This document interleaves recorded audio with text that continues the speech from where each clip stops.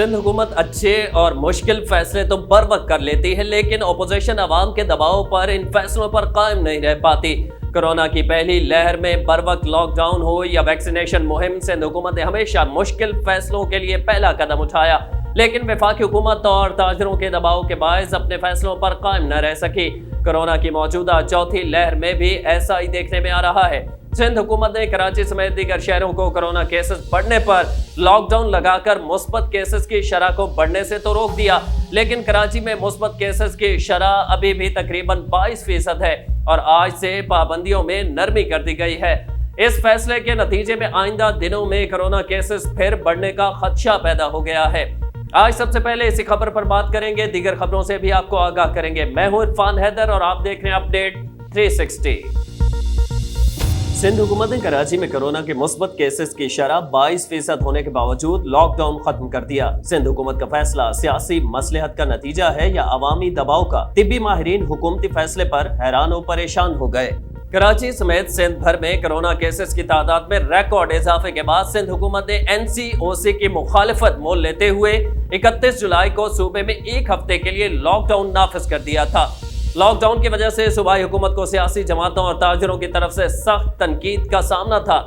हफ्ते को NCOC ने सिंध में लॉकडाउन खत्म करने का हुक्म सादर किया तो सिंध हुकूमत ने बिला चूं चरा फैसला मान लिया। महकमा दाखिला सिंध की तरफ से लॉकडाउन में नरमी का एलामिया जारी कर दिया गया है। सूबे में बाजार और शॉपिंग मॉल्स रात 8 बजे तक खुले रहेंगे। रेस्टोरेंट में आउटडोर डाइनिंग रात 10 बजे तक होगी। इस तरह शादी ब्याह की तकरीबात खुले मकामात पर करने की इजाजत भी दे दी गई। तकरीबात में 300 अफराद शिरकत कर सकेंगे। SOPs के तहत बसों में 50% मुसाफिर सफर करेंगे। सूबे में तालीमी इदारे 19 अगस्त तक बंद रहेंगे।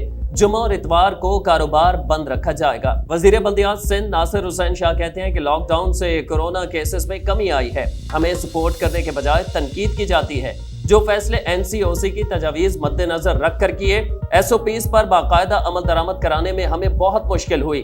लोगों को उकसाया गया, केस बढ़े तो दोबारा जुज़वी लॉकडाउन की तरफ जाएंगे और अगर जरूरत महसूस हुई तो ज्यादा सख्त लॉकडाउन लगाएंगे। उनका कहना था कि मुहर्रम के लिए इंडोर मजालिस की इजाजत है, ताम फासले और मास्क का लाजमी ख्याल रखना होगा। कराची में कोरोना केसेस की तादाद में इजाफे के बावजूद लॉकडाउन खत्म करने पर तिब्बी माहिरीन ने हैरानी का इजहार कर दिया। माहिरीन का कहना था कि जब सिंध हुकूमत ने लॉकडाउन लगाने का फैसला किया उस वक्त कराची में केसेस की शरह 25% थी, अब 22% है। इसके बावजूद लॉकडाउन खत्म कर देना समझ से बालातर है। वफाकी वज़ीर इत्तलात और नशरियात फवाद चौधरी का सितारा इन दिनों उरूज पर है। जिस महकमे में जाते हैं अपनी कारकर्दगी से 4 चांद लगा देते हैं। पहले वजारत इत्तलात मिली तो अपोजिशन को नाकों चने चबवाए, वजीर साइंस और टेक्नोलॉजी बने तो हिजरी कैलेंडर बनवाया और पाकिस्तान में वेंटिलेटर्स की पैदावार शुरू करवाई और इलेक्ट्रॉनिक वोटिंग मशीन का ख्याल पेश किया। अब दोबारा वजीर इत्तलात बने हैं तो सरकारी नशरियाती इदारों को डिजिटलाइज करने के साथ रेडियो पाकिस्तान पॉडकास्ट का एहया कर दिया।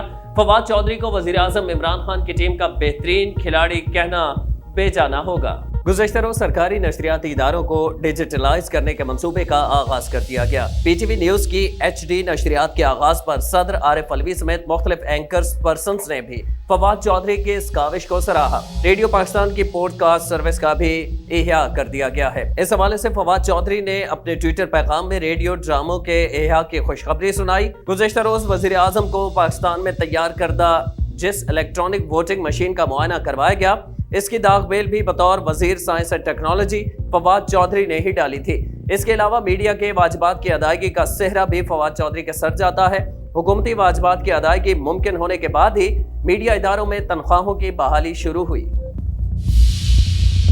दुनिया भर में फुटबॉल क्लब्स में खिलाड़ियों का आना जाना लगा रहता है, लेकिन दुनियाई फुटबॉल के सुपरस्टार मेसी का अपने दैरीना क्लब बार्सिलोना को आंसुओं भरा अलविदा शहर सुर्खियों की जीनत बन गया। अर्जेंटाइन से ताल्लुक रखने वाले स्टार फुटबॉलर के स्पानवी क्लब बार्सिलोना के साथ 21 साल तवील रफाकत इख्तिताम को पहुंच गई। लियोन मेसी गुज़श्ता रोज बार्सिलोना के हेडक्वार्टर्स में अलविदाई प्रेस कॉन्फ्रेंस करने पहुंचे तो उनके चाहने वालों और क्लब के नुमाइंदों ने अपनी नशिस्तों पर खड़े होकर कई मिनट तालियों की गूंज में उन्हें शानदार खराज तहसीन पेश किया। मेसी वालिहाना मोहब्बत पर अपने जज्बात पर काबू न रख सके और ज़ारो कतार रो दिए। स्टार फुटबॉलर ने क्लब के साथ बीते लम्हात को भी याद किया। प्रेस कॉन्फ्रेंस के दौरान लियोन मेसी तकरीबन आधे घंटे तक स्टेज पर मौजूद रहे और सहाफियों के सवालात के जवाबात देते रहे। मेसी का कहना था कि उनके लिए बार्सिलोना क्लब को छोड़ने का फैसला इंतहाई मुश्किल था। उन्होंने अपनी पूरी जिंदगी क्लब के साथ गुजार दी। बार्सिलोना पहला घर था, वो हमेशा याद रहेगा। मेसी ने बार्सिलोना की तरफ से 778 मैचों में हिस्सा लिया, जिसमें उन्होंने 672 गोल किए। उन्होंने बार्सिलोना क्लब को 4 मरतबा चैंपियंस लीग में कामयाबी दिलवाई। दूसरी जानिब लियोन मेसी ने बाज़ाब्ता तौर पर फ्रांस के फुटबॉल क्लब PSG से 3 साल का मुआहदा कर लिया है, जिसमें वो अपने बार्सिलोना क्लब के पुराने साथी नेमार के साथ फॉर्म में नजर आएंगे। ब्राजीलियन स्टार ने अपने दोस्त मेसी को PSG क्लब में शामिल होने पर अपनी 10 नंबर जर्सी देने की भी पेशकश कर दी है। खैबर पख्तूनख्वा के नौजवान कोरोना वैक्सीन लगाने से कतराने लगे। 90% नौजवानों ने ताहाल कोरोना वैक्सीन नहीं लगवाई। 18 से 29 साल के नौजवान कोरोना वैक्सीन लगवाने में सबसे पीछे। माहिरीन सेहत ने नौजवानों की गैर संजीदगी को अफसोसनाक और खतरनाक करार दे दिया। महकमा सेहत खैबर पख्तूनख्वा की रिपोर्ट के मुताबिक खैबर पख्तूनख्वा में 18 से 29 साल उम्र के नौजवान सिर्फ 10% शरह के साथ वैक्सीन लगवाने में आखिरी नंबर पर हैं। अब तक सूबे में 18 से 29 साल के 76,93,000 में से सिर्फ 78,000 नौजवानों ने पहली डोज लगवाई। 30 से 39 साल उम्र के 20%, 40 से 49 साल तक की उम्र के 24%, जबकि 50 से 59 साल तक की उम्र के 28% अफराद को कोरोना वैक्सीन की पहली डोज लगी। 60 से 69 साल तक की उम्र के अफराद 31% शरह के साथ वैक्सीन लगवाने वालों में सबसे आगे हैं। रिपोर्ट के मुताबिक सूबे में 18% अफराद को वैक्सीन की पहली डोज लग चुकी है। माहिरीन सेहत का कहना है कि वैक्सीन न लगवाने वाले अफराद दूसरों को खतरे में डाल सकते हैं। अदाकारी के मैदान में कामयाबी के झंडे गाड़ने वाली अदाकारा एजिका डैनियल ने गोरमे न्यूज नेटवर्क की साख पर सवालिया निशान लगा दिया। अदाकारा ने न्यूज चैनल GNN को काम करने के लिए बदतरीन इदारा करार दे दिया है। अदाकारा ने अपने इंस्टाग्राम स्टोरी में लिखा है कि GNN काम के लिहाज से बदतरीन इदारा है। उन्होंने अपने शोबे से वाबस्ता अफराद को GNN के बाइकआउट का मशवरा देते हुए लिखा है कि इस चैनल के साथ अपनी जिम्मेदारी पर काम करें।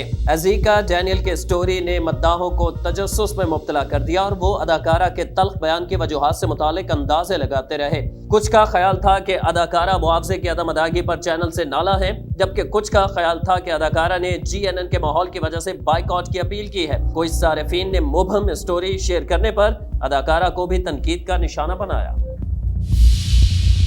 वज़ीर आज़म के मुशीर तिजारत अब्दुल रज़ाक दाऊद ने उज़्बेकिस्तान को पाकिस्तानी ताजिरों के लिए नई मुनाफा बख्श मंडी करार दे दिया। कहते हैं कि कारोबारी तबका आम, कीनू, चावल, लेदर जैकेट्स, फर्नीचर और स्पोर्ट्स गुड्स का सामान फरोख्त करके मुल्की बरामदात को मजीद बढ़ाया जा सकता है। न्यूज़ 360 से खुसूसी गुफ्तगू करते हुए अब्दुल रज़ाक दाऊद ने बताया कि उज़्बेकिस्तान एशिया की उभरती हुई मंडी है और उसने रूस और चीन के साथ तिजारत के हब की हैसियत इख्तियार कर ली है। उज़्बेकिस्तान ने पाकिस्तान के लिए तिजारत के दरवाजे खोल दिए हैं और पाकिस्तानी ताजिरों को भी रूसी और चीनी ताजिरों जैसी सहूलतें फराहम कर रहा है। उन्होंने बताया कि पाकिस्तान के बरामद कुनंदगान को चाहिए कि वो इस मौका से फ़ायदा उठाएं। पाकिस्तानी शोबिज इंडस्ट्री की जानिब से दिलकश जोड़ी अदाकारा आयजा खान और अदाकार दानिश तैमूर की शादी को 7 साल बीत गए। शादी के सालगिरह पर दोनों फनकारों ने अपने मद्दाहों से खुसूसी फोटोशूट की झलकियां शेयर की और खूबसूरत अल्फाज में एक दूसरे से अपनी मोहब्बत का इजहार किया है। अदाकारा आयजा खान और अदाकार दानिश तैमूर ने शादी के सालगिरह के मौके पर खुसूसी फोटो शूट कराया। इंस्टाग्राम पर दानिश तैमूर ने आयजा खान जबकि आयजा खान ने दानिश तैमूर की तस्वीर शेयर की। तस्वीर के साथ दानिश तैमूर ने आयजा खान को मुखातिब करते हुए लिखा कि 7 साल पहले मैंने तुम्हें शादी के जोड़े में देखा था, तुम बहुत खूबसूरत लग रही थी। इस दिन से आज तक मैं तुम्हें इसी तरह देखता हूँ जैसे पहली मर्तबा देखा हो। आयजा खान ने लिखा कि अगस्त का महीना उनके लिए बहुत खास है क्योंकि ये महीना उन्हें फौरन 2014 में ले जाता है जब उनकी शादी हुई थी। अदाकारा ने दानिश तैमूर की खूबियां बयान करते हुए उन्हें शादी के सालगिरह पर मुबारकबाद पेश की। सक्खर में खातून नैब अफसर मोमिना अली और इसके अहले खाना ने मुबैना तौर पर 8 साला घरेलू मुलाजमा को तशद्दुद का निशाना बना डाला। कम सिन घरेलू मुलाजमा मनाहिल का ताल्लुक एबटाबाद से है जिसे चचा ने सक्खर में खातून नैब अफसर के घर मुलाजमत पर रखवाया था।